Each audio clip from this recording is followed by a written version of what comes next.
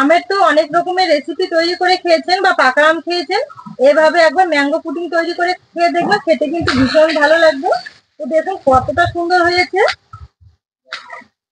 এভাবে একবার তৈরি করে কিন্তু ঘরে ফ্রিজে রেখেও আপনারা অনেক দিন ধরে খেতে পারবেন, খেতে এতটাই ভালো লাগে, বাচ্চাদের দিলে তো খুবই খুশি হয়।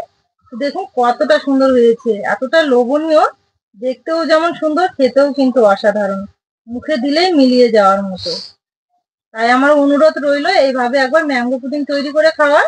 নমস্কার বন্ধুরা, আপনাদের সবাইকে অনেক অনেক স্বাগত জানাই কাজলির বেস্ট ফুড রান্নাঘরে। তো আজকে প্রতিদিনের মতো আবারও নতুন একটা রেসিপি নিয়ে চলে এসেছি। আজকে আমি ঘরোয়া পদ্ধতিতে খুব সহজভাবে খুব অল্প উপকরণ দিয়ে পাকা আমের ম্যাঙ্গো পুডিং তৈরি করে দেখাবো। আর আমের সিজন এলেই যদি আমরা পাকা আমের ম্যাঙ্গো পুডিং না তৈরি করে খেয়ে থাকি তাহলে মনে হবে কিছু একটা মিস করেছি। আর খেতে এতটাই ভালো লাগে, তৈরি করা তো খুবই সহজ। তাই আমার অনুরোধ রইলো ভিডিওটা কোথাও না টেনে শুরু থেকে শেষ পর্যন্ত দেখার। আশা করছি আজকের রেসিপি আপনাদের অনেক বেশি ভালো লাগবে। তো ম্যাঙ্গো পুডিং এর জন্য এখানে আমি দুটো বড় সাইজের পাকা আম নিয়েছি, হিমসাগর।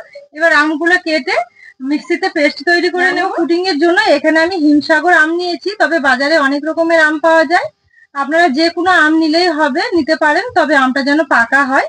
এবার আমটা কেটে নেব ভালো করে, এভাবে একটু স্লাইস করে কেটে নিতে হবে।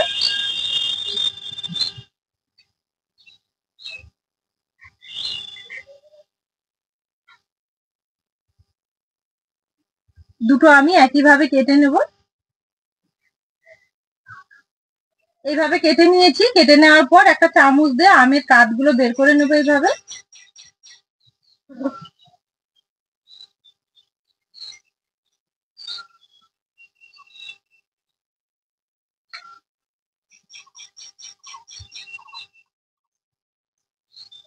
চামচ দিয়ে এইভাবে আমের কাঠগুলো কিন্তু খুব সহজেই বের করে নেওয়া যায়। আর আমের খোসার মধ্যে কিন্তু কোনো কিছু লেগেও থাকে না, দেখুন। একইভাবে সবগুলো বের করে নেব। মিক্সি জার নিয়েছি, মিক্সি জারের মধ্যে ভরে নেব আমের কাঠগুলো।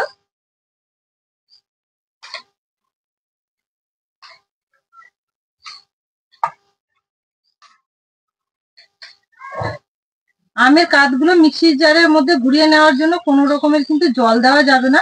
পাকা আমে অনেক রস থাকে, এই রসেই কিন্তু খুব সুন্দরভাবে একটা আমের পেস্ট তৈরি হয়ে যাবে। দুই একবার একটু ঘুরিয়ে নিলেই হয়ে যাবে।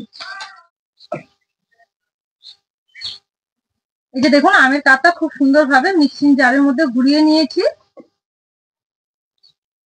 উনুন জেলে কড়াই বসিয়ে দিয়েছি, কড়াইয়ে দেবো 1/2 লিটার দুধ। এখানে 1/2 লিটার দুধ নিয়েছি।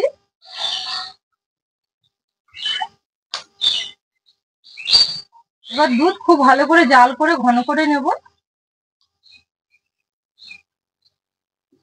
এই যে দেখুন দুধটা আমি অনেকক্ষণই জাল করে একটু ঘন করে নিয়েছি। এবার এখান থেকে 2 হাতার মতো দুধ তুলে নেব একটা বাটিতে।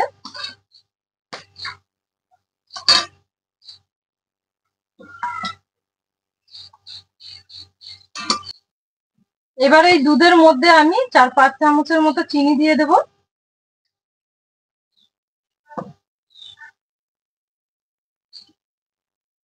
আপনারা যদি মিষ্টি বেশি পছন্দ করেন সেক্ষেত্রে একটু মিষ্টিটা বাড়িয়ে দেবেন। তো আমি এখানে চিনি দেওয়ার পর আবার একটু দুধটা ভালো করে জাল করে নেব। এবার যে বাটিতে আমি 2 হাতা দুধ তুলে নিয়েছি, এই দুধের মধ্যে দেব 4 চামচের 2 চামচ কর্নফ্লাওয়ার।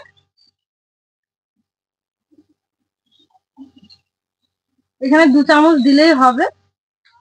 এবার কর্নফ্লাওয়ারটা খুব ভালো করে দুধের সঙ্গে এইভাবে মিশিয়ে নেব।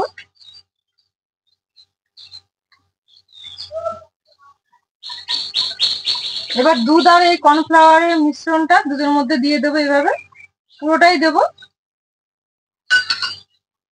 দেওয়ার পর আবারও খুব ভালো করে নেড়ে চেড়ে একটু জাল করে নেব। দেখুন কর্নফ্লাওয়ারের মিশ্রণটা দেওয়ার পর কত সুন্দরভাবে দুধটা ঘন হয়ে গেছে।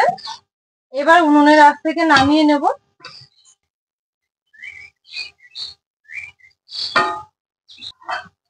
এবার এর মধ্যে মিক্সিতে যে ঘুরিয়ে নিয়েছি আমের কাঠটা, এই আমের কাঠটা দিয়ে দেব।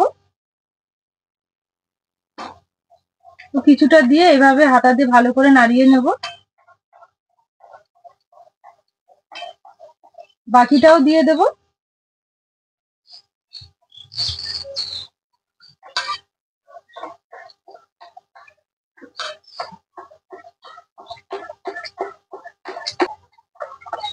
এই যে দেখুন আমের কাপ দেওয়ার পর খুব ভালো করে মিশিয়ে নিয়েছি।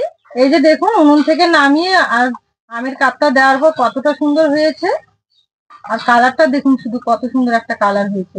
আমের কাপ দেওয়ার সময় অবশ্যই কিন্তু উনুনের আঁচ থেকে নামিয়ে নেবেন, আর গ্যাসে করলে গ্যাসের আঁচটা কমিয়ে দেবেন।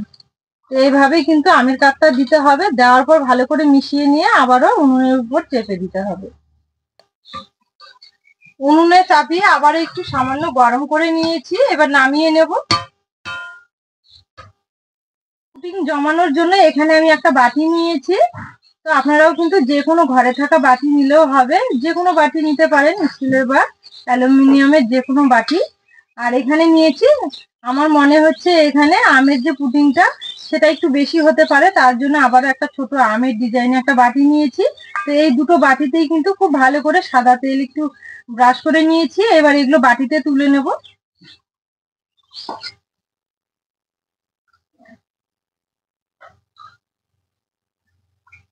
আর এটা কিন্তু গরম অবস্থায় তুলে নিতে হবে।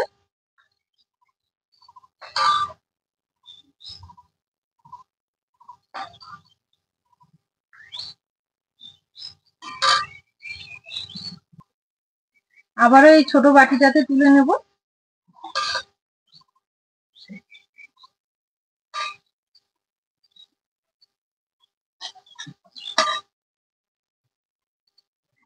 এই যে দেখুন বাটিতে তুলে নিয়েছি। এবার এইভাবে একটু ঝাঁকিয়ে নেব, ভেতরে যেন কোনো হাওয়া না থাকে, মানে খুব ভালোভাবে সেট হয়ে যাবে।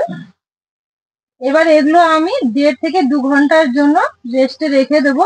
তো নর্মাল জায়গাতেই রাখবো, ফ্রিজে রাখবো না। তো বন্ধুরা দেখুন ফিরে এলাম 2 ঘন্টা পর। আর 2 ঘন্টা পর দেখুন কতটা সুন্দর হয়েছে, কত সুন্দর ভাবে জমে গেছে দেখুন। এবার একটা প্লেটে ঢেলে নেব। একটা প্লেট নেওয়ার পর এইভাবে বাটিটা উপুর করে দেব। এই যে দেখুন খুব সুন্দর ভাবে উঠে যাবে বাটি থেকে। এই যে দেখুন কত সুন্দর ভাবে উঠে এসেছে। তো এটা যদি আরো একটু সময় ধরে রেখে দেওয়া যেত সারাদিনের জন্য, তাহলে কিন্তু আরো খুব ভালোভাবে সেট হয়ে যেত। তো এটা তুলে নিয়েছি। আর এটাও আমি আরেকটা প্লেটে ঢেলে নেব। কিভাবে এটাও প্লেটের মধ্যে নামিয়ে নেব। দেখুন বাটি থেকে ঢেলে নিয়েছি আর কতটা সুন্দর হয়েছে দুটোই। এইভাবে আপনারা একবার আমের সিজনে এইভাবে ম্যাঙ্গো পুডিং তৈরি করে নেবেন, দেখবেন খেতে কিন্তু অসাধারণ লাগবে। তাহলে বন্ধুরা দেখেন আজকে আমি ম্যাঙ্গো পুডিংটা কিভাবে তৈরি করে নিলাম। যদি হাতে একটু সময় থাকে সারাদিনের জন্য রেখে দেবেন, দেখবেন আরো খুব ভালোভাবে সেট হয়ে যাবে। তো আমি এখানে 1.5 ঘন্টা থেকে 2 ঘন্টা রেখেছিলাম। এইভাবে আপনারা তৈরি করে নেবেন, খেতে খুব ভালো লাগবে। আবার একবার তৈরি করে ফ্রিজে রেখেও আপনারা খেতে পারবেন। তাই আমার অনুরোধ রইলো এভাবে একবার ম্যাঙ্গো পুডিং তৈরি করে খাওয়ার। আমার এই রেসিপিগুলো যদি আপনাদের ভালো লেগে থাকে তাহলে অবশ্যই আমার চ্যানেলটি একবার সাবস্ক্রাইব, লাইক, শেয়ার করবেন। আর পাশে থাকা বেল আইকনটি ক্লিক করবেন সবার আগে নোটিফিকেশন গুলো পাওয়ার জন্য। ফেসবুক পেজ থেকে দেখলে পেজটা অবশ্যই ফলো করবেন। আজকের ভিডিওটা এখানে শেষ করলাম। সবাই খুব ভালো থাকবেন, সুস্থ থাকবেন। আবার দেখা হবে নতুন রেসিপি নিয়ে।